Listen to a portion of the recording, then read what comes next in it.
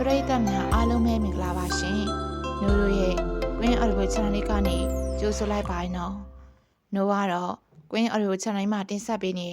တင်ဆက်သူနိုးပါပဲရှင်။နိုးတို့မှာတင်ဆက်ပေးမဲ့ဇာတ်လမ်းလေးကတော့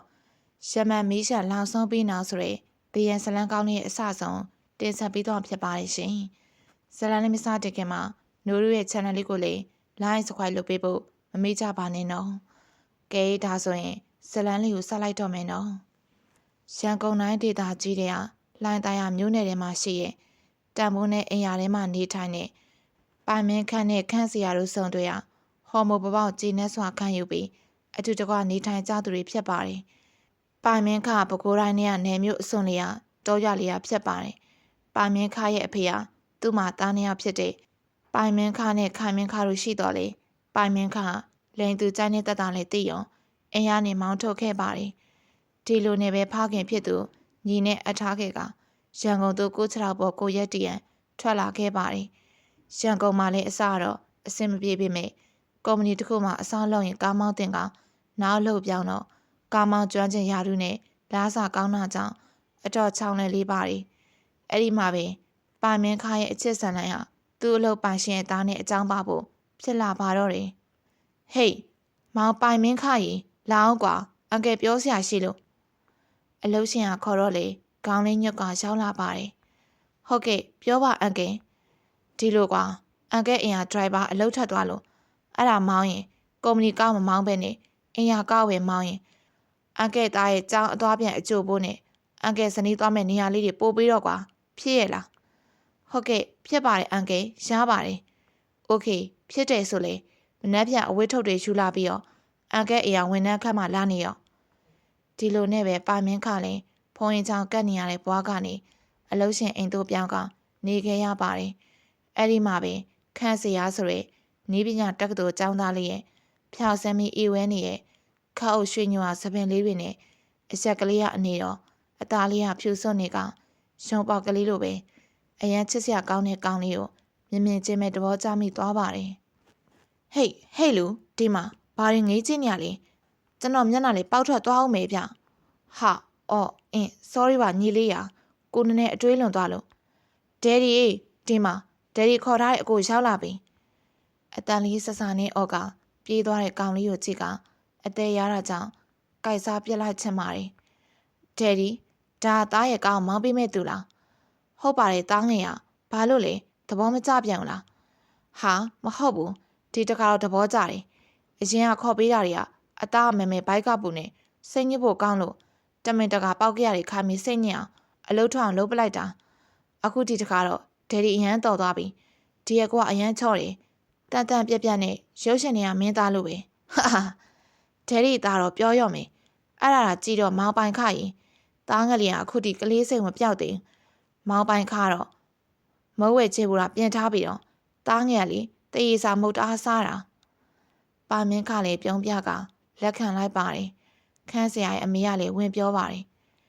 တားငယ်လေးတခုစားခြင်းဘယ်နေရာချက်ရောက်ဝဲတာကျွေးလိုက်မိုင်းပေါင်ခရင်အန်တီပတ်စံပြန်ပေးပါမယ်မဟုတ်ရင်လေစိတ်ကောက်လို့ဆုံးမမဟုတ်တော့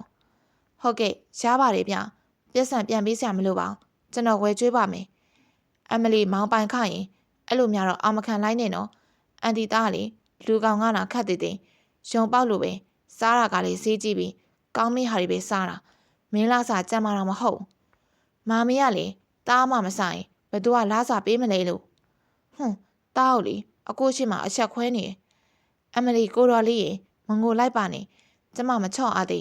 ညစာချက်ရအောင်မေအန်တီတို့ဒီညနေရောအပြင်မထွက်တော့ပါလာအတီအခန့်လိုက်ပြမယ်ဟာနေမာမီတားလိုက်ပြလိုက်မယ်အကိုနဲ့လည်းရင်းနေဟာစကားပြောမလို့သဘောပါရှင်သဘောပါခန်းစီရလေအရင်အားဆိုရင်ကိုဘာသာခက်ကြည့်နေတတ်တော်လေအခုပိုင်မင်းခါနဲ့တွေ့ရောမှာဘာဖြစ်မှမသိဖြစ်ကအလိုလိုစိတ်တွေကမသိမသာပါပျော်ပြောင်းနေပါတယ်အကိုကဘယ်ကနေလာရလဲကိုကပကိုးရဲ့အစုံနာရွာလေးမှနေအားဆင်းရဲတယ်အကိုကရွာလေးမှနေပြီးအရန်ချောတယ်နော်အသားကလည်းဖြူတယ်အချက်ကလည်းရှိရင်ယောက်ျားလည်းပိတာတယ်ကျွန်တော်ကအဲ့လိုဖြစ်ချင်တာမာမီတို့ကငငယ်တွေကရုံပေါက်လေးလိုပဲချစ်ဖို့ကောင်းလို့ဒီလိုလေးပဲပုံသွင်းပေးထားတာဒီလိုလေးကလေချစ်ဖို့ကောင်းမှလည်းညီလေးရတ ကယ်ရုံပေါက်လေးလိုပဲပိုင်မင်းခလည်းစေးကကက်ကြီးဖြစ်နေရကြောင်းရေချိုးရန်အတွက်ဝစ်ထားတဲ့ပစိုးချွတ်ချလိုက်ပြီးအင်းကျိုပါချွတ်လိုက်ကမြန်ဆန်လုံးလာတာကြောင့်အောက်ခံပေါင်းမိအနက်တထဲတာကြန့်ရှိရောတဲ့ပိုင်မင်းခရဲ့ဟောင်းခန့်စရာတယောက်အံ့ဩစွာငေးကြည့်နေပါတယ်ဟေ့ရုံပေါက်လေအဝကြည့်ပြီလားအကိုရေချိုးမယ်ဒါမှမဟုတ်စက်ကြည့်နေမလားအကိုနဲ့ရေတူချိုးမလားဟာဘာမှကြည့်လို့လဲညီကရုတ်တရက်မှုလို့ပါခန်းစရာလည်းရှက်ရှက်နဲ့ပဲပြေးထွက်လာခဲ့ပါတယ်ဒီလိုနဲ့ည7 နာရီလောက်ရှိတော့မှခန်းစရာမနဲ့ကြောင်းစောသွားဖို့ပိုင်မင်းခန့်ကိုပြောရန်မေးနေရကြောင်းအောက်ထပ်သို့ဆင်းလာပါတယ်ပိုင်မင်းခန့်အခန်းထဲကိုလည်းဝင်လာရောပိုင်မင်းခန့်ကိုမတွေ့ရကြောင်းဟာနေရေချိုးခန့်ချောင်းကြည့်လိုက်ရာခန်းစရာလည်းအံ့ဩကကြည့်မိနေပါတယ်ပိုင်မင်းခန့်လည်းရေချိုးပြီးကိုတုံးလုံးနဲ့ပင်ထွက်လာခဲ့ပါတယ်ဟာညီလေးဘာလုပ်နေရလဲဘာလို့ရမလဲဒီနေ့ပဲရောက်ချင်းကိုအလုပ်ရှင်တောင်းမှန်းပြီးခွင်းထုနေတဲ့ခမည်းကြီးကိုပြောစရာရှိလို့လားခမည်းတော့လေအကောင်ကြီးကောင်းနေရပေါ့လေတော်ပြီဗျာသွားတော့မယ်ဟာနေပေါင်းညီလေးရအကိုတောင်းမှန်ပါတယ်ထိုင်မအောင်ခဏပိုင်မင်းခလည်းအဝေးကမဝေးရသေးပဲထွက်ပြေးမှစိုးရိမ်နေရကြောင်းခန်းစရာအနောက်ကနေတိုင်းဖက်ကဆွဲထားလိုက်ပါတယ်ကဲမသွားနဲ့ဆိုလည်းမသွားသေးဘူးခမည်းရဲ့လေပြန်မကြသေးတဲ့လက်နဲ့ချင်းကိုအဝိအမြန်ဝိမြင်ရတာကြက်သိမ်းထားတယ်တကယ်တည်းမှပဲအနောက်ကနေထောက်ထားလိုက်တာဝင်တော့မယ်ယောက်ျားလေးတက်မယ်ပွားစီပြောကမျက်စောင်းလေးခဲကပြောနေရဲ့ခန်းစရာကြည့်ကအသေးရနေတော့လေစိတ်လျှော့ထားလိုက်ပါတယ်ဒီလိုပါညီလေးရအကိုခုပြောလဲညီလေးချုံမှလည်းမဟုတ်အကိုဝင်ခံချင်တာတခုကအကိုကလေ LGBT တယောက်ပဲညီလေးဟော်မိုလို့လေခေါ်ကြတယ်ယောက်ျားချင်းပဲနှစ်သက်သူပေါ့အကိုကညီလေးကိုမမြင်ချင်းသဘောကျမိရဲ့အဲ့ဒါကြောင့်ခုနစိတ်ထဲမှန်းမိရဲ့အကိုကိုခွင့်လို့ပါအကဲမတိုင်ပါနဲ့နော်ကျွန်တော်ဂေးတွေကိုမမုန်းပါဘူးဘာလို့လဲဆိုတော့ကျွန်တော်ကိုရာကလည်းအကိုလိုပဲမလို့ပဲဒါမဲ့ကျွန်တော်လက်ခံလိုက်တာလာပိုင်းပဲရှိသေးတယ်အဲ့ဒါကလေကိုပါတာနေမျိုးစုံစမ်းသပ်ကြည့်ပြီးမှလက်ခံလိုက်တာဒယ်ဒီနဲ့မာမီလုံးဝမသိသေးဘူးအကိုသွားမပြောနဲ့နော်အကိုကျွန်တော်မှန်းပြီးခွင်းထုနေရလေပြန်မတိုင်အခုလိုကျွန်တော်ဘွားအမှန်အကိုကိုပြောပြလိုက်တာအကိုဖာတာအပြစ်တင်ပြီးနောင်နာရနေမှာဆိုလို့ကျွန်တော်ဆိုလေတဘောကြတဲ့ပုံစံခက်ချောကောင်လေးတွေ့ရင်မှန်မီခွင်းထုမိပါပဲလေဘာပဲဖြစ်ဖြစ်အခုကိစ္စမှာအကိုကကျွန်တော်မှန်မီခွင်းထုတယ်ကျွန်တော်လေးပြန်မှန်မီခွင်းထုလိုက်မယ်ဆိုရင်ကြည်ပြီမို့လားဒါပဲသွားပြီပြောချင်အောင်ပြောပြီးပြေးထွက်သွားတယ်ခန်းစရာကြည့်ကပိုင်မင်းခပြုံးနေမိပါတယ်နောက်တနေ့မနက်စောစောကြောင်းသွားတော့ပစိုးနှက်ပြနဲ့အင်းချီအဖြူလေးဝက်ကဂျောဘိုအိတ်လေးနဲ့ချစ်စွဲအမူအရာပြည့်နဲ့ခန်းစရာကြည့်ကပိုင်မင်းခအသေးရနေရပါတယ်မမီတားသွားပြီနော်အေးတားငယ်လေးစာကြိုးစားခဲ့နော်ဘိုင်ဘိုင်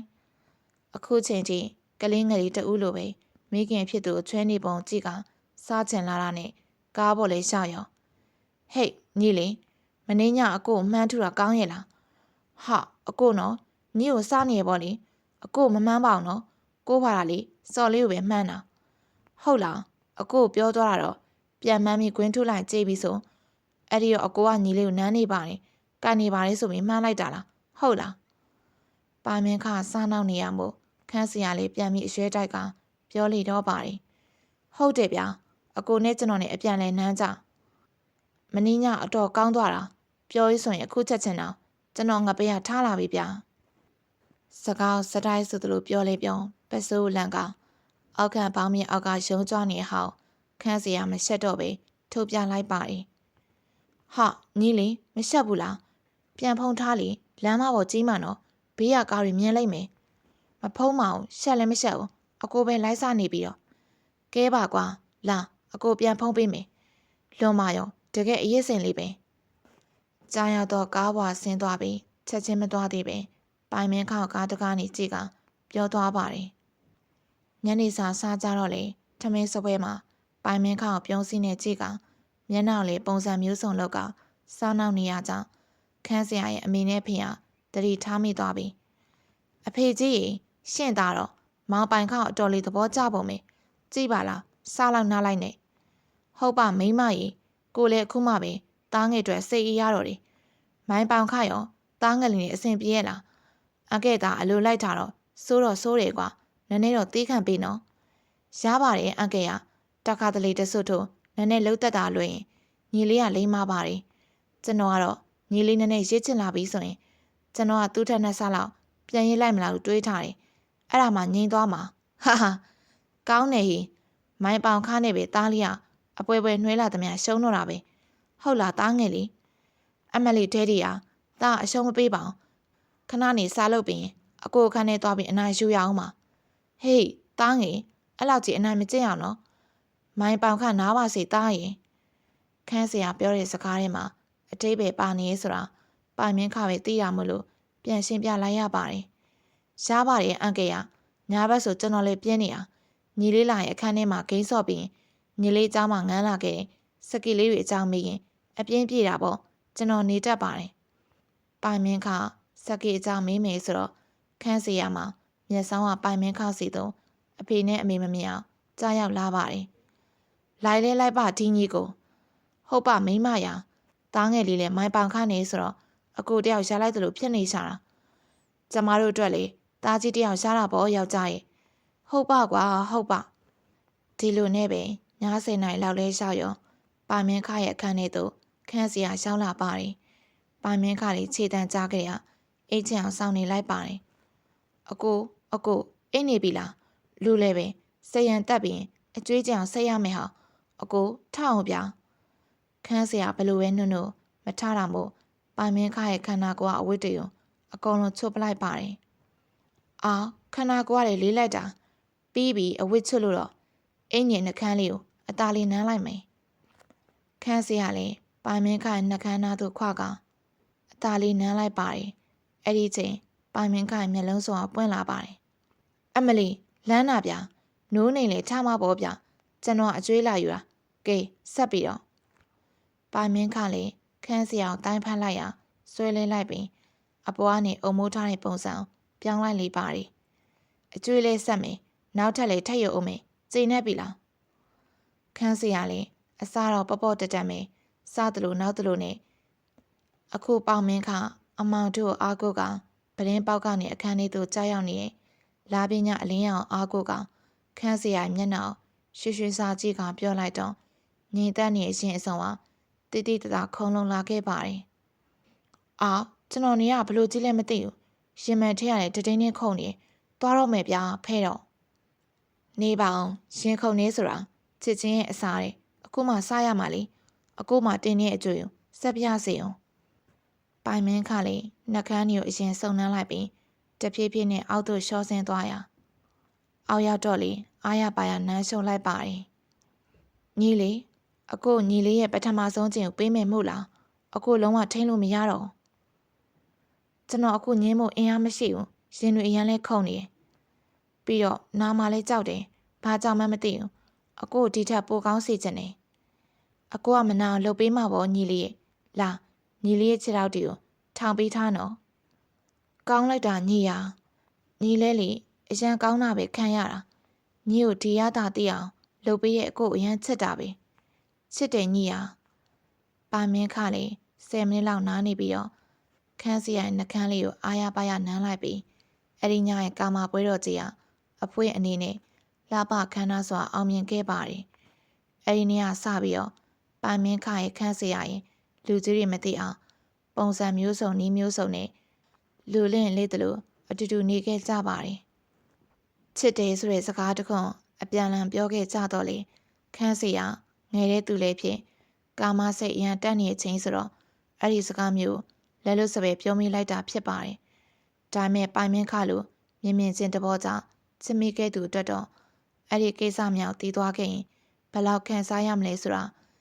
ချက်ခဲ့ဘူးသူတွေကတော့နားလေခံစားတတ်ကြမှာပါတနေ့တော့ပုံမှန်ပြုလုပ်နေကြအလုပ်ဖြစ်တဲ့ခန်းစီအောင်ကြောင်းလိုက်ပို့ရင်စောင်းဝဲဖြစ်ပြီးပြန်ထွက်လာမယ်ဆိုတာကြောင့်ပိုင်မင်းခလည်းမပြန်သေးပဲတခါတည်းစောင့်နေလိုက်ပါတယ်အချိန်တန်တော့ကျောင်းသားတော်များထွက်လာကြပါတယ်နောင်နေထက်ဆောက်လိုက်တဲ့အချိန်ခန်းစရာထွက်မလာပါအခန်းဆောင်တဲ့ဆရာမတွေအောင်အချို့ဆိုပြန်ကုန်ကြပြီလေပိုင်မင်းခန့်လေကားထဲမှာဆက်ပြီးထိုင်မနေတော့ပဲကျောင်းဆောင်ဘက်သို့ရှောက်ကြည့်ရင်အပေါ်ထက်တောင်စွန်ခန်းနာအတန်တက်တက်လူကြားတာမို့နားဆွင့်ကအတန်လာရစီသို့ရှာကြည့်လိုက်တော့ပိုင်မင်းခိုင်နှလုံးသားတစ်စုံလုံး ပြုတ်ထွက်သွားသလိုခံစားလိုက်ရကဘာတစ်ခုပြုတ်သလိုခံစားလိုက်ရပြီးသူမြင်လိုက်ရရင်မြင်ကွင်းရတော့ခန်းစရာရင်သူတို့မိသားအကင်းဖြစ်တဲ့သွေးသေးဆိုတဲ့ကောင်းလေးရဲ့အခန်းတောင်းကကွဲတဲ့နေရာမှာသွေးသေးနဲ့ခန်းစရာတို့နှက်ခမ်းကျနန်းနေကြပါတယ်သွေးသေးကရွှေအိုရကိုရီးယားဆက်နဲ့စပင်ပုံစွန်လေးနဲ့လိုက်ဖက်စွာယောက်ျားဆက်ဆံချုံမောသူဖြစ်လေပါတယ်တနေ့တော့လူရှင်နဲ့အဆောင်ဘက်ကိုစာကြံ့ရန်ခန်းစရာတူရဲထွက်လာစဉ်စာမတင်တဲ့ကိုတောင်ခန်းနေရနေသွေးသေးနဲ့ကောင်းမလေးတယောက်အတူတူနန်းနေအောင်ခန်းစရာတွေ့ရောဖုန်းနဲ့မှတ်တမ်းတင်ထားလိုက်ပြီးခဏနေကောင်းမလေးထွက်လာတော့ပုံနေလိုက်ကအနောက်ကနေသွေးသက်လေလာရောဖုန်းနဲ့ဗီဒီယိုပြကအကြက်ကန်ခဲ့ခြင်းဖြစ်ပါတယ်သွေးသက်ကလည်းဗီဒီယိုပြတ်မှဆိုရင်တော့ကြောင့်ခန်းစရာရဲ့အလိုကြောင့်ပြုလုပ်ပေးနေရခြင်းဖြစ်ပါတယ်အဲ့ဒီမြင်ကွင်းတို့မြင်ရောက်ကအောင်ဝဲခံမျက်နှာမျိုးနဲ့သွေးတဲ့နဲ့အတူတူနန်းနေခြင်းဖြစ်ပါတယ်သွေးတဲ့ငါမင်းကိုလေမိကြခင်မဖြစ်ခင်ကတည်းကမျက်စိကျနေရကွာအဲ့ဒါကြောင့်လေခင်ချင်းလို့အချစ်ဆုံးတငယ်ချင်းဖြစ်အောင်ငါစူးစမ်းခဲ့တာအခုလိုအခွင့်အရေးကြတော့မှငါမင်းနဲ့တူတူနေပြစီခဏနေရောနှစ်ယောက်စလုံးအဝတ်တွေပြန်ဝတ်ကအခန်းထဲကထွက်လာခဲ့ပါတယ်တက်တာသွေးတဲ့ရေမနှက်ပြမတွေ့မယ်ဘိုင်ဘိုင်သွေးတဲ့လေသူကောင်းမောင်းကထွက်သွားပြီးနောက်ပိုင်မင်းခလေးရှူတီတီနဲ့ဘာစကားတစ်ခုမှမပြောဘဲကောင်းအရှင်ပြပြနဲ့မောင်းထွက်လာခဲ့ပါတယ်ဟေ့ကိုဘာဖြစ်တာလဲခန့်လေးနောက်ကျလို့စိတ်ဆိုးနေရလားဟာဟာဦးစိတ်ကောက်ကြည့်ခုနတငယ်ချင်းနဲ့စာကြက်နေလို့ပါစိတ်မဆိုးနဲ့နော်ပိုင်မင်းခလေးညာပြောနေမှန်သိနေတော့ခံပြင်းရဲ့စိတ်ကတားများတော့အောင်မို့လူသူကွင်းဝင်းတဲ့နေရာမှာကောင်းရက်လိုက်ပြီးခန့်မင်းရဲ့စကလုံးတိတိတတလေးတွေနဲ့ကို့မညပါနဲ့မင်းနဲ့ခုနကောင်းလေးနဲ့ဘာလုပ်နေလဲဆိုတာကို့အကုန်မြင်ပြီးပြီကဲမင်းပါညာချင်းသေးတယ်မင်းတို့ကအတူတူနေကြတာပြင်းလို့တဲခုခန့်လောက်တော့သွားမှာပေါ့ဒီမှာကိုပိုင်မင်းခခမ ्या ကျုပ်ကိုဘလို့ဆက်ဆက်နေရလဲ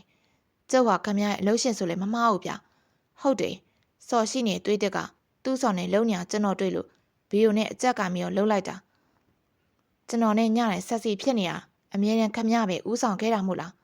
ကျုပ်ကလည်းယောက်ျားကြီးဗျပြီးတော့တခုပြောမယ်ခမ ्या ထင်လွဲနေထင်နေကျုပ်နဲ့ခမ ्या ချစ်သူတွေထင်နေပုံမယ်ကျုပ်ပြောခဲ့တဲ့ချစ်တယ်ဆိုတဲ့စကားခန်းစားချက်ရပြောခဲ့တာအတိမှတ်မနေနဲ့ခန်းစရာလေကားပေါ်တက်ကားကိုရာမောင်းပြီးပိုင်မင်းခါကိုပဲမခေါ်တော့ပဲမောင်းထွက်သွားလိပါတယ်ပိုင်မင်းခါရဲ့ရှင်နေရခန်းစားချက်တွေကိုပြည့်ရမပြုတ်နိုင်နဲ့မိုးနဲ့မင်းကြီးအောင်တဲတဲမဲမိုးတွေရွာသွန်းကပိုင်မင်းခါလေးမိုးနဲ့တူငိုက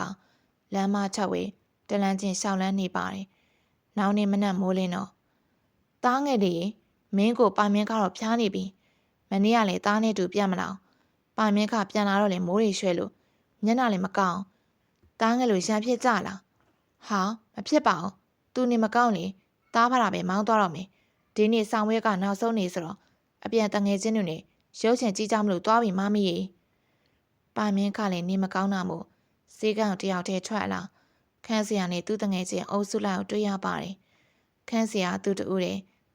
ကားလမ်းကိုဖြတ်ကိုရန်ပြေးသွားတစ်ဖက်ကားလင်းကကားနဲ့တားမင်းမလို့ဖြစ်ကဟာခန့်လေပါမင်းခလည်းပြေးသွားလိုက်ပြီးချစ်ရသူဘေးကင်းစေရန်တွန်းပုတ်ကဝန်ခံပေးလိုက်ပါတယ်ကားကလည်းအချိန်မီချက်ပေးလိုက်တော့လေငကိုတွေကကျမ်းမာရင်မကောင်းသူပါမင်းခကက်တရလမ်းမပေါ်စောင့်မိတာကြောင့်သွေးတွေထွက်နေခဲ့ပါတယ်ဟာအကိုဘလို့ဖြစ်ရလဲဟာကဲကြပါဦးဗျာခန့်စိတ်အေးထားလေကွာမင်းကိုဘာမှဖြစ်တော့ပါငါတို့စေးရုံကခေါ်ထားတယ်ခန့်စီရကတော့တစ်ချိန်လုံးငိုနေကစေးရုံမှာလည်းအချိန်ပြည့်ပြီးမှစောင့်နေပေးကပြုစုပေးနေပါတယ်အကိုရဲ့ကျွန်တော်အမားပါအားလုံးကကျွန်တော်ရဲ့တဏှာစိတ်တွေကြောင့်ဖြစ်ရတာပါဗျာအကိုမြန်တတိယပါတော့နော်ကျွန်တော်အရန်ငိုနေရလေဗျာကျွန်တော်အကိုချစ်ပါတယ်ရှင်နေကလှလိုက်တဲ့လဲကိုချစ်တာပါဗျာမနေ့ကလည်းအကိုကကျွန်တော်နဲ့သွေးတစ်ကိုတွေးခဲ့ရဲဆိုလို့ရှက်တာရောရှင်းပြလည်းနားမလဲမယ်စိတ်ကိုတိနေလို့ပါစက်ထဲတွေ့ရတယ်ပြောခဲ့တာအကိုအတွက်ကျွန်တော်ထားရအမြဲတမ်းခံတဲ့နေရာကနေနေလဲရပါတယ်ဗျာခန်းစရာပိုင်မင်းခရဲ့အချစ်တွေကိုမြင်ခတ်ပြီးတဲ့နောက်မှာတော့မိဘတွေမသိအောင်ခိုးပြီးချစ်ရတဲ့အဆင့်သို့ရောက်သွားလိမ့်ပါတယ်အခုလေကျောင်းသို့လိုက်ဖို့ခိုင်းရင်သွေးတဲ့ခန်းစရာဘယ်လိုဆက်ဆက်လေးဆိုတာရှင်းပြရန်ပိုင်မင်းခကိုကျောင်းကကန်တင်းကိုခေါ်သွားပါတယ် ကျွန်တော်နဲ့ခန့်လေးကအချက်ဆုံးတငယ်ချင်းတွေပါအကိုဖြစ်ခဲ့တဲ့ကိစ္စလေခန့်ကကျွန်တော်အကြက်ကင်လို့ဖြစ်ခဲ့တာပါကျွန်တော်ကဂေးတယောက်မဟုတ်တယ်လို့ straight တယောက်ပါကျွန်တော်မှာကောင်းမလေးရှိပါတယ်အကိုစိတ်မပူပါနဲ့အကိုကစိတ်မပူပါဘူးညီလေးရခန့်လေးကသူ့ကိုမယုံပါဆိုလို့ရှင်းပြမယ်ဆိုပြီးသားခေါ်လာတာခန့်လေးလည်းနောက်ဆိုရင်အဲ့လိုမလုပ်ရအောင်အခုဆိုကိုတို့ကတရားဝင်ချစ်သူတွေဖြစ်ကြပြီဆိုတော့တခုလိုချင်အကိုပြောဟုတ်ပြီလားဟာကိုကလည်းဗျာတွေးတစ်ကြည့်နေရှက်စရာကြီးငါ့ကိုရှက်မနေပါနဲ့ခန့်ရမင်းမဲ့လောက်တော့မညာမတာငါ့ကိုလှုပ်ခဲ့ရလေအခုမင်းရဲ့လှုပ်ရဲ့ကြောင့်ငါကောင်မလေးနဲ့ငါရဲ့ဆက်ဆံရေးအဆင်မပြေတော့ဘူးကွာအထီးကအကြောင်းကတော့ငါဘက်ကစိတ်မပါတော့ငါမှလည်းဝစ်ကြွေးရှင်ကြေပါစေတော့ကွာငါတောင်းမမရဲ့တားကြီးဟာမင်းတခုအခုညီလင်ငါ့ကိုပြောပါယောက်ျားလေးချစ်သူလို့ကျင်လေငါကိုရှာပေးပါမယ်ကွာအဲ့လောက်ထိလည်းမဟုတ်ပါဘူးကွာအခုငါစိတ်တွေအရန်ရှုပ်နေငါတခုတော့တေချာဆုံးဖြတ်မှရှားတော့မယ်အေးကွာမင်းရဲ့ဆုံးဖြတ်ချက်တွေမှန်ကန်ပါစေလို့ငါဆုတောင်းပေးပါတယ်ဒီလိုနဲ့ပဲသွေးတစ်ကိုနှုတ်ဆက်ကခန်းစရာနဲ့ပိုင်မင်းခါတို့ပြန်လာကြပါတယ်ညီဒီနေ့ကိုလေညီအတွက်ညီလိုချင်တဲ့ဟောက်ပေးဖို့အစင်သက်ဖြစ်နေပြီညီယူတော့မလားခါတိုင်းလိုမျိုးပုံမှန်တိုင်းအိယာထဲမှာမယူချင်ထူးထူးဆန်းနဲ့ပို့ပြီးတော့ရှင်ခုံရအောင်လို့ရှန်ကုန်မန်းလေးသွားတယ်အဝေးပြေကားလမ်းမပေါ်ကြီးမှာကျယ်ရီကြည့်ယူချင်တာညီရလေကားတွေကတညလုံးဖြတ်သွားနေကြတာမီးနဲ့ထိုးလိုက်တွေးကုန်မှာပေါ့ရှက်စရာကြီးကွာကိုကလည်းဗျာလှုပ်ပါသူတို့တွေ့လေဘသူမှတခုတခါကားရက်ပြီးမကြည့်ပါပြီးတော့ကားထဲမှာပါဖြစ်မှာပေါ့အပြင်မထွက်ဘူးလေနော်ကဲကွာပြောလို့လေရမှာမဟုတ်ညှိတဲ့ပေါ့ဒီလိုနဲ့ခန်းစရာအတန်းတက်ပြီးတော့အိမ်ကိုလမ်းပြောကကိစ္စရှိလို့တငယ်ချင်းအိမ်မှာညအိမ်မယ်လို့လိန်လိုက်ကသူတို့ရဲ့လူရခီးဖြစ်တဲ့ဟာရီကားလမ်းမကြီးစီတို့ဘီယာအမြင့်ညားစာစားဖို့စုံလင်စွာနဲ့တွားကြလေးပါတယ်ကားမောင်းရင်းနဲ့ပဲအမောင်တို့ကကြီးစိုးလာလေရရန်ကုန်နဲ့လည်းအနှဲငယ်ဝေးလာပြီးအမောင်တို့ပုံမကြီးစိုးတဲ့တစ်ပင်အောက်မှာဘေးကိုချရက်ထားလိုက်ပါတယ်ကဲကိုတော်လေးခန့်ဘလို့လဲစိတ်ချမ်းသာပြီလားဘယ်ကနေဘလို့များအခုလိုပပောက်ရှာနေရမှာဆက်စီဖြစ်ဖို့တွေးမိလေခံလေးရဟေးစိတ်ချမ်းသာပြီကိုကလေနိုင်ငံခြားပုံကားတွေမှာဆိုရင်အဲ့လိုမျိုးတွေရှိရလေဗျာခံလေးကအဲ့လိုမျိုးတဘောကြတာဒါတော့သူတို့လိုနေလေပတ်ချင်းမကောင်းတတ်လို့ညာဘက်လာတာပါမင်းခါတွေငကိုအားမှာရှေပေါ်များတင်အလိုလိုက်ခံထားတဲ့အစိုးလေးကိုချစ်မိတာဆိုတော့သူပြောတိုင်းလေးချစ်လို့တော့မငင်းနိုင်ပဲအကုန်လုပ်ပေးနေမိပါတယ်အခုလေကားနောက်ခံမှာအဖုံးဖွင့်ကဘီယာတဘူးနဲ့စိန်ကြနေတဲ့ခန်းစီရရဲ့ GTC ကျောင်းရည်တွေပေါင်ဝစ်စုံကျဲသူတွေဖြုတ်လိုက်ကပတ်စိုးကိုတော့အကွင်းလိုက်ချုပ်ထားလိုက်ပြီးခန်းစီရရဲ့နှကန်းတွေကိုအနမ်းမြနမ်းပေးနေလိုက်ပါတယ်ကိုရခန့်လေအခုခါတိုင်းထပ်ပို့ပြီးရင်ခုန်နေကိုလေပူပူပြီးချစ်လာတယ်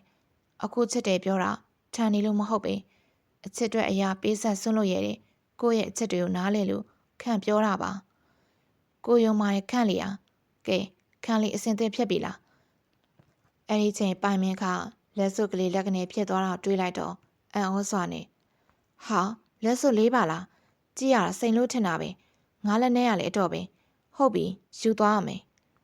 ခန်းစီရလေဖြူဝေးပြီးအရန်လာပနေတဲ့စိန်လက်စွပ်လေးကိုရရှိခဲ့တာကြောင့်အရန်မဲ့ပြောနေပါတယ်အဲ့ဒီလက်စွပ်လေးမှာကန့်ညိပြီးပါလာတဲ့ဝင်းကြီးကောင်ချော်လေးကိုသာမြင်တွေ့ခဲ့ပါမှုခန်းစီရအဲ့ဒီလက်စွပ်ကိုလူချင်းပါအောင်မလားဒါပေမဲ့လေခေတ်ကာလလူငယ်တွေကလည်းဖြစ်တာကြောင့်အဲ့ဒီကိစ္စကိုသိပြီးစိတ်ဝင်စားပါရှုံလည်းမယုံတယ်လို့တွေးလည်းမတွေးမိပါပိုင်မင်းခါကိုမပြောသေးပဲတိတ်တိတ်လေးနေခဲ့ပါတယ်မနက်မိုးလင်းပြန်လာကြတော့ခန်းစီအောင်ပိုင်မင်းခါပါရင်မိုးချို့ကခဏနားပါတယ်မနေ့ညတညလုံးအတူတူနေခဲ့ကြတာကြောင့်တင်းနေအတွက်တော့ဆက်စီကိစ္စမလုပ်ဖြစ်ကြပဲညနေခင်းအိန္ဒိယကန်ဘက်ကိုကားလေးနဲ့ခဏသာသွားရောက်အပန်းဖြစ်ရင်ထိုင်ကိုလေးမှထိုင်က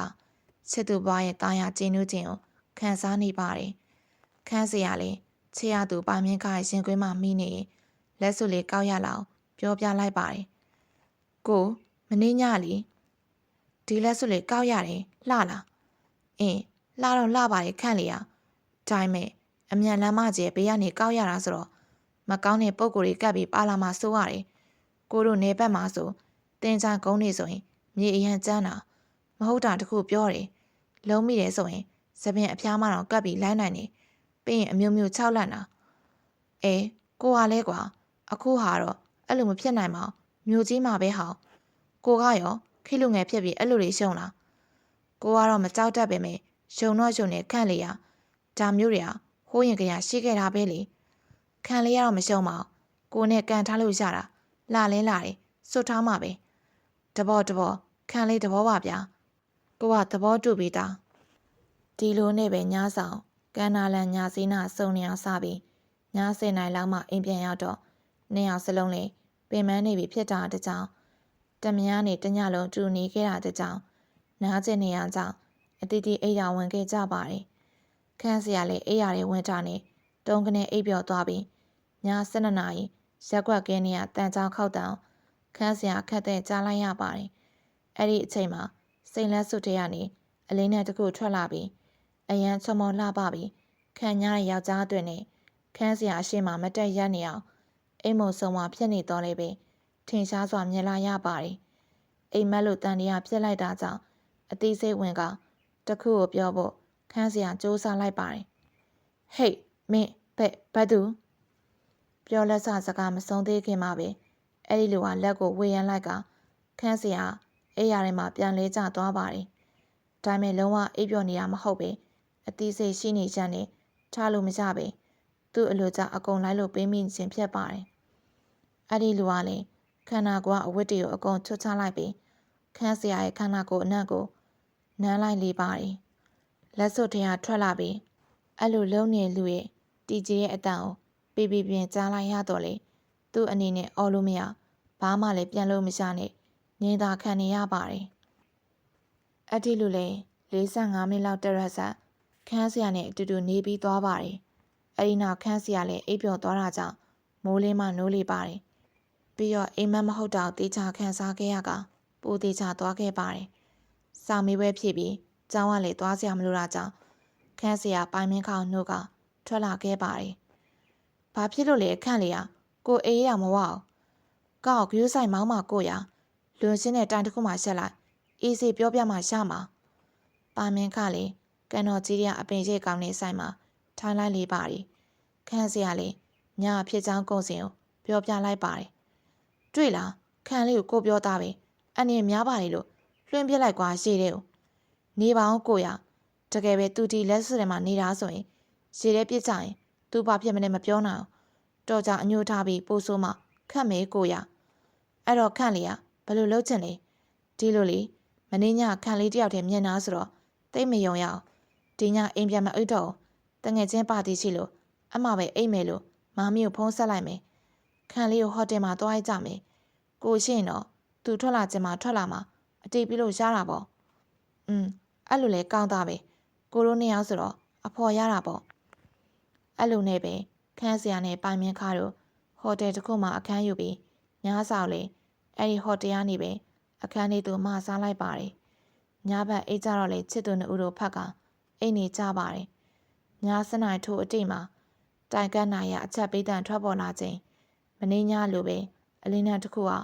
လက်စွပ်ထဲကနေထွက်လာပြီးမတ်တက်ရက်နေအောင်ခန်းစရာကိုပိုင်မင်းခါပါတွေးလိုက်ကြပါတယ်မင်းဘာလို့လဲမင်းညလူမလား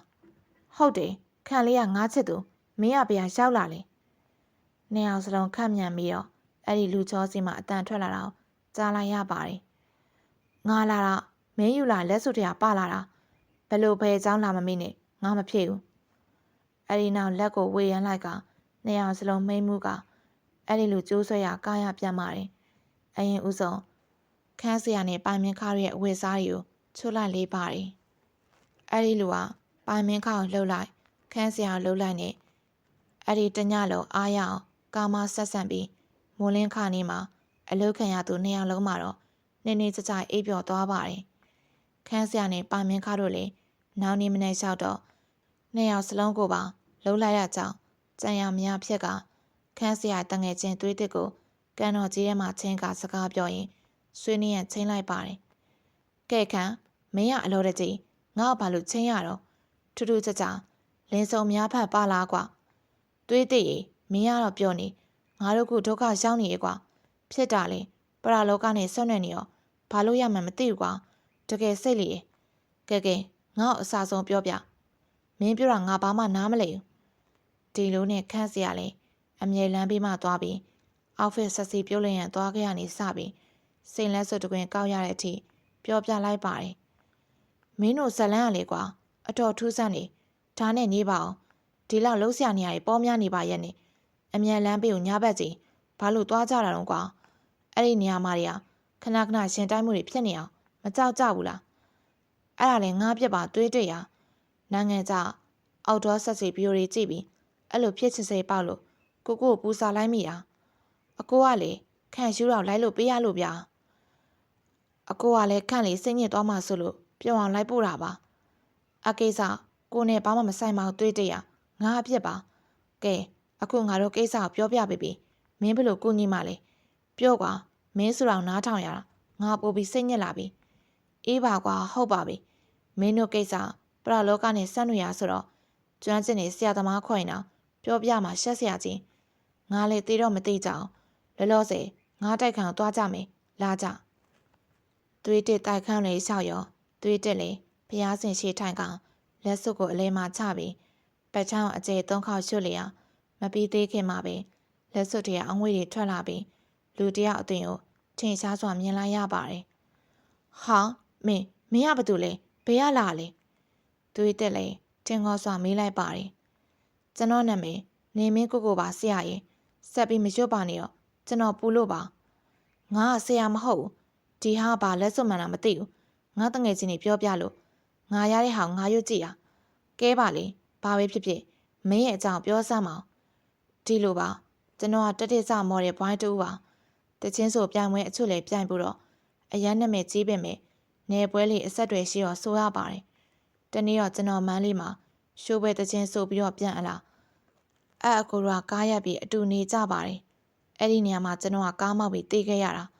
အလောင်းတော့နေစရာတင်းချိုင်းမှာတကြိုခွင့်ရခဲ့ပင်မယ်လက်စွပ်လေးကပြုတ်ကျခဲ့တယ်ပြီးတော့ကျွန်တော်ကဘာသာတဘာဝအတိုင်းသေးတာမဟုတ်တော့မကျွတ်လွတ်တဲ့ဘဝရောက်နေရတာပါလူဘဝမှာကျွန်တော်ကဟော့မို့ပါဒါမဲ့အနုပညာရှင်ဖြစ်တော့စိတ်ရှိရင်ဒိန်းနေလို့အဆင်မပြေဘူးလေအဲ့အချိန်မှာဒီအကူတော့အဲ့လိုမျိုးရှောက်လာတော့တခါလေလိုက်လာခဲ့ကြတာအော်လက်စားတက်တော့တရခန့်ခန့်ကြအောင်အေးလေဟုတ်ပါပြီမင်းဒုက္ခမပေးဘူးငါ့ကိုမချောက်လန့်ဘူးဆိုရင်ငါနဲ့နေလို့ရပါတယ်ငါတယောက်တည်းနေတာငါတငယ်ချင်းတွေကိုသွားမလုံနဲ့ရောနော်မလုံတော့ပါဘူးအခုခေါ်ထားမေးဆိုရင်အခုစီမှာပဲနေတော့မှာပါကဲအဲ့လိုဆိုရင်ခန့်နဲ့အကိုပိုင်တို့စိတ်အေးသာပြန်ကြတော့သူ့ငါနဲ့တူခေါ်ထားလိုက်မယ်သွေးတက်လေလက်စွပ်ကိုသူ့ဘာသာဝေထားလိုက်ကမကြောက်မလန့်အတူတူနေလေးပါတယ်ညစာစားကနေရေချို့တော့နေမင်းကိုကဘွားကနေပေါ်လာလေကအမလီလမ်းနာနေမင်းမင်းအဲ့လိုကြီးပေါ်မလာနဲ့ငါလန့်နေကွာကျွန်တော်လက်စွပ်ကအကိုစီမလေးအေးပါကွာဒါမဲ့ဘွားကနေပေါ်လိုက်လန့်နေကွာဟုတ်ပါပြီအဲ့ဆိုအကိုမြဲတဲ့မြင်နေအောင်လှုပ်ထားလိုက်မယ်လေကောင်းတာပေါ့ကိုနေမင်းကိုရဲ့အကောင်ဆုံးပေါ့ကဲကျုပ်လည်းချိုးလို့ပြီကျုပ်လည်းမင်းနဲ့အတူတူနေမှပဲအဆက်ကုန်နေပါပြီ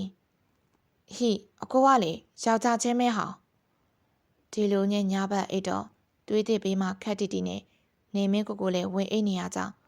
ဟာမင်းကတည်းရဲ့လေအိတ်ဖို့လိုသေးလို့လားလိုတာပေါ့ဗျကျွန်တော်လည်းအနားယူဖို့လိုတယ်လေမင်းကယုံရမဟုတ်ငါ့ကိုစိတ်ညှို့နေမှာမညှို့ပါဘူးဗျအကိုပိုင်မင်းခန့်နဲ့ခန့်စရာလောက်ရတာဝါသွားပြီလေကျွန်တော်ကဘာဆိုတော့ဒီတစ်ခါကြုံရမယ်ဆိုရင်တော့ခန့်ချင်တာပါဗျအကိုမအိတ်နေဆိုလေမအိတ်ချင်ပါဘူးသွားတော့မယ်ဟေးနေပါအောင်ကွာငါလည်းပြင်းတာနဲ့အတော့ပဲအေးလို့ရပါတယ်ငါရင်လောက်ရမယ်ဆိုတော့အဆင်ပြေပါတယ်မင်းနဲ့ငါအတူတူနေကြမလားနေမင်းကိုလည်းရေငတ်တုံးရေတွင်းနဲ့ကြားဆိုလို့ဖြစ်လာတာမို့သွေးသေးရဲ့နှကန်းကိုစုပ်ကနမ်းလေပါတယ်အဲ့ဒီနေ့မှစ၍သွေးသေးနဲ့နေမင်းကိုကအတူတူနေကဘယ်လိုဆက်ဆက်ရေးမှန်းမသိရဲ့တန်ရောစင်တကူကတက်ဖြည်းဖြည်းချီနှောင်ခဲ့ပါတယ်ဒီလိုနဲ့ပဲအချိန်တွေကုန်ဆုံးလာတော့သွေးတစ်တို့ကြောင်းပြတ်တက်ရမယ့်အချိန်ကိုရောက်လာတော့လေသွေးတစ်ကနေမင်းကိုသွားလျာခေါ်သွားပါတယ်ဒီနေ့လဲအတန်းမစားခင်ကန်ကျင်းမထိုင်ကမုတ်စားနေအောင်ခန်းစရာနဲ့ပါမင်းခါတို့လေရောက်လာကြပါတယ်ဟေးအောင်သွေးတဲ့မင်းကတယောက်တည်းပါလားကွာငါ့တော့အဖော်မလုပ်တော့တော့ခွေးကောင်နေနိုင်လိုက်တာတယောက်တည်းမဟုတ်ပါဘူးကွာ ငါမှအဖော်ပါပါတယ်ကွာပြောနေတော့မှပဲဘေးကခုံလွတ်မှာဘွားကနေပေါ်လာတယ်နေမင်းကိုတွေးလိုက်ရတော့အမလေးပြလမ်းလိုက်တာနေမင်းကိုရအဲ့လိုကြီးပေါ်မလာပါနဲ့လမ်းလို့သေးတော့မယ်တွေးတဲ့မင်းကောင်ရောမလန့်ဘူးလားမလန့်ပါဘူးကွာငါအချင်းဖြစ်နေပြီအခုလည်းမင်းတို့လာသိလို့တမင်စတာပါကွာငါလေနေမင်းကိုတဖြစ်ပြီးတန်ရောစင်ညှိတွေ့လာပြီငါတော့မင်းကိုတတိပေးချင်တာတခုပဲရှိတယ်တနေ့နေ့တစ်ချိန်ချိန်မှာနေမင်းကျွလို့သွားခဲ့မယ်ဆိုရင်မင်းပို့ပြီးခံစားရလိမ့်မယ်အဲ့အတွက်ပြင်ဆင်ထားပေါ့ကွာသူတို့ပြောစကားနေမင်းကတော့နေမီနားထောင်နေလေကကျွန်တော်ဘယ်မှထွက်မသွားပါအကိုတို့ရေစိတ်ချစမ်းပါအကိုတို့နဲ့ပဲအကြာကြီးနေမှာပါအဲ့လိုမဟုတ်သေးဘူးလေနေမင်းကလူတယောက်ကတေးဆုံးပြီးရင်သူ့သွားမဲ့ဘုံဌာနဆိုတာရှိရဲ့လေအခုရောက်နေရဝေးကြီးတစ်ခုခုဒါမှမဟုတ်အစွဲတစ်ခုကြောင့်ရှိနေရတာအချိန်တိုင်ဘဝကိုရမှာပဲလေစိတ်တောင်ညက်တယ်အကိုတို့ရကျွန်တော်ကတော့အကိုတို့နဲ့မခွဲချင်အထီးကတော့အကိုသွေးတင်းနဲ့မခွဲချင်အဲ့ဒီအချိန်မှာမြဲရီထိမ့်မသိမ်းအောင်ကြာစင်းလာကပြိုကျတော့မဲ့တိမ်တိုက်အမဲရီလိုဝမ်းနေသောမျက်နှာထားနဲ့ပြေးထွက်သွားသူကတော့သွေးတက်ပါပဲဟာအကိုသွေးတက်အကိုနေဦးလေဗျာအကိုတို့ကျွန်တော်လိုက်သွားတော့မယ်နော်အဲ့ဒီနေမှစပြီးသွေးတက်ကနေမင်းကိုစကားလည်းမပြောကြည်လည်းမကြည်တခုကိုကြေခွဲခံစားနေရတဲ့ပုံစံနဲ့ပြီးတော့တခုကိုအလေးနဲ့ထားပြီးတွေးနေပုံချကနေမင်းကိုလည်းမနေနိုင်တဲ့အစုံမေးလိုက်ပါတယ်အကိုကျွန်တော်စကားလည်းမပြောဘာဖြစ်နေရလဲနေကိုမင်းကိုစိတ်မဆိုးပါဘူးမနှက်ပြန်ကိုတို့သွားစရာရှိတယ်ဘယ်ကိုသွားကြမှာလဲတွေးတဲ့မဖြေဘဲနဲ့နေလိုက်ပြီးနေမင်းကိုရဲ့မျက်လုံးစူးစိုက်ကြည့်လိုက်ကနှက်ခမ်းဖူးဖူးလေးကိုနမ်းလိုက်လေးပါတယ်အဲ့ဒီတညလုံးကချစ်သူနှစ်ဦးတို့အတွက်ตาရိုင်းညာလေးတညဖြစ်တော့လေနောက်နေ့မှခွဲခါရမယ်ဆိုတော့နေမင်းကိုကြိုသိခဲ့ရင်ပျော်နေပါဦးမလားနှစ်ယောက်စလုံးအတူနေသွားပြီးတဲ့အချိန်မှာသွေးတက်ကသူ့ရင်ခွင်းထဲမှာနေမင်းကိုတင်းကျပ်စွာဖတ်ထားပြီးသူတို့ဖြစ်ရနဲ့မတူညီမဲ့တချင်းလေးတစ်ပုတ်ကိုသွေးတက်ကသတိရကတပိုင်းတစကြားရောက်နေပါတယ်မင်းရဲ့ဆက်ထင်တာမမှားဘူးဆိုရင်ဘဝအဆက်ဆက်ကရေးဆက်တွေကြောင့်ဆူတောင်းနေကြရင်ဖြစ်မှာပါလင်းဆက်တွန်းတာနဲ့သွေးတက်လေထကရေမိုးချိုးပြီးမြန်မာဆက်ဆန်တိုက်ပုံနဲ့အင်ကြီးဖြူလေကရုံးနဲ့တန်ပြတ်နေအောင်ဝစ်စားထားပြီးနေမင်းကိုနှုတ်ကထွက်လာခဲ့ပါတယ်ဟာအကိုသွေးတယ်ကျွန်တော်ဘာလို့ဖုန်းကြီးကြောင့်ခေါ်လာတာလေနေကိုပြောပြတာတေချာနားထောင်နော်ကိုနဲ့နေနေရဘဝချင်းမတူညီဘူးတက်ချင်းချင်းမှာနေရကိုခွဲခွာသွားမှာအဲ့ချိန်ကျရင်နေရောကိုရောပို့ပြီးခံစားကြရလိမ့်မယ်အခုချိန်ကနေလွတ်ရကျွရအောင်ရှောက်သွားရင်ကိုတို့ကကျင်းတယ်ရေဆက်ပြန်ဆုံကြမှာကျွန်တော်မသွားချင်ဘူးနောက်ဆုံးချိန်ထိကိုနဲ့အတူတူနေသွားချင်တာကိုမချစ်ဘူးလားကို့ချင်းပြောစကားနားထောင်မှနေရနော်ကျွန်တော်သွားရင်ကိုနဲ့ပြန်ဆုံရမှာလားနေတေးကြတာဘောနေရကိုတို့တိတ်မကြခင်ပြန်ဆုံရမှာ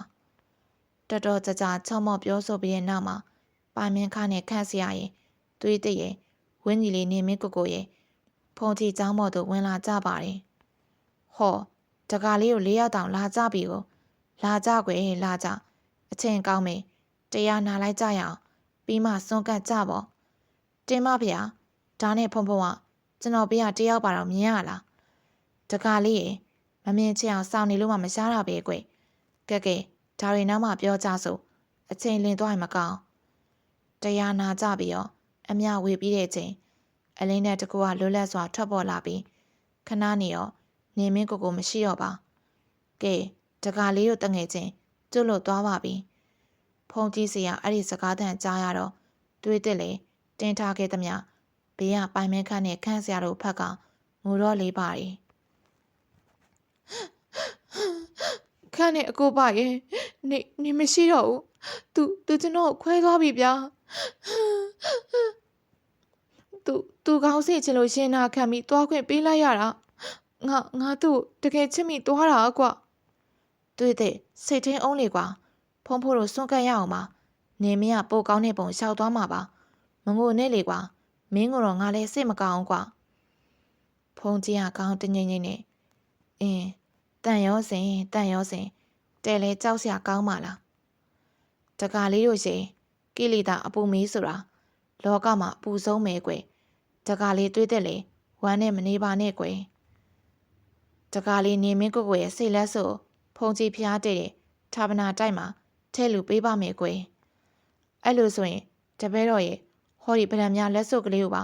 ထဲလူပေးပါဖုံဖုံရဲ့သူနဲ့အလူဒါနအတူတူဖြစ်ရအောင်ပါအေးကွယ်တာထုတာထုတာထုဒီလိုနဲ့ပဲနေမင်းကိုယေစုကနီးလေစာစွန်ထောဘတ်ထမင်းကျွေးကကျောင်းရှိတန်ငါကုံကတ်ကကုသိုလ်ယူပြီးပြန်လာခဲ့ပါတယ်အိမ်ရဲရောက်ချင်းအိယာပေါ်လဲချလိုက်ကငိုပြန်လေးပါတယ်နေရကိုရိုးဆက်ပြီးအတူတူရှိရင်တနာရီကျွလွန်ပြီးတဲ့နောက်မှာအချစ်ဆိုတာဖြစ်လာတတ်တယ်အဲ့လိုဖြစ်လာခဲ့ရင်ဘဝချင်းမတူတဲ့ကိုရိုးပိုခံစားရမှာကိုခွန်းလို့ပါနေရကိုဘွားတွေကိုပြန်လာခဲ့ပါနော်နေကိုဘွားတွေကိုပြန်လာမယ့်ရောက်ကိုမျောနေမယ်တွေးသက်မှာအနည်းအားစပြီးအချိန်တော်ကြာတဲ့အထိခံစားနေရပါတယ်ခန်းစရာနဲ့ပိုင်မြင့်ခါတို့ကတော့တနာရီကျွလွန်ကြပြီးအတူတူနေကြတော့ခန်းစရာရဲ့အဖေနဲ့မေက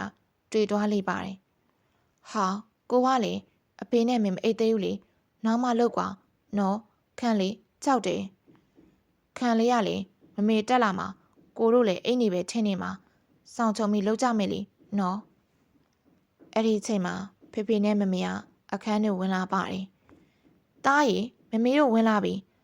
ဟာဟင်အိုးယောက်ျားရီဒီမှာတော့တာအမလေးမမေဟာရှုပ်ကုန်ပြီပါမင်းခါနဲ့ခန်းစရာတို့လေ